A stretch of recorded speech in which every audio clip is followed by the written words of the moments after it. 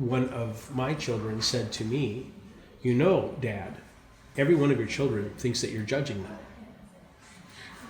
Boom.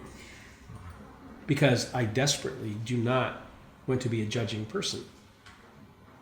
And I don't say judgmental things because I'm so desperate not to do that. But my children know I think them, and they know that I'm not expressing them, but they know they're there. So what in me is holding up a superior place and saying, "You're not measuring up," and has them feeling that that's the major takeaway of relating to their dad, is judgment rather than grace. The grace that I feel and want to project. And so you're immediately, I was devastated by that, in that moment. And I also know, because of the life I've lived, this is far from the last such moment. I will have another one at some point in life where out of the blue, boom! Did I really do that? Do I really do that? Is that really how you see me? And to do the work, to not see myself as having failed, being an utter failure as a human being, but a growing one who still has things that are going to get etched into my character that will make me shine more brightly, make me more effective, make me a better human.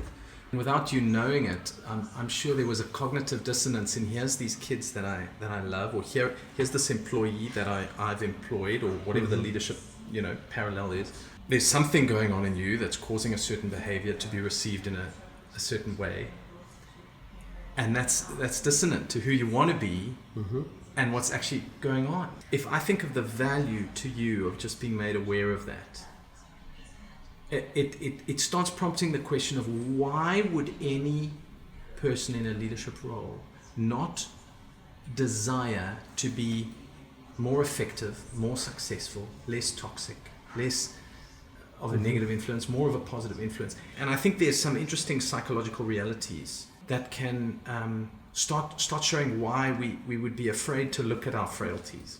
We'd be afraid as leaders to be self-aware, to get feedback, to change our behavior, to be even told that we're judgmental. Yeah.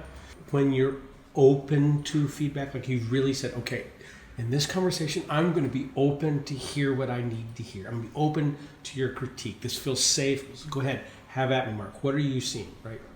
That's going to be painful, but I've said, I'm going to embrace it. I'm going to do it because it's going to be work to face it, to think about it, to accept it, to move on. As soon as you open that door and say, I'll do that again and then again, you're going to actually see more of them. They're going to come at you faster.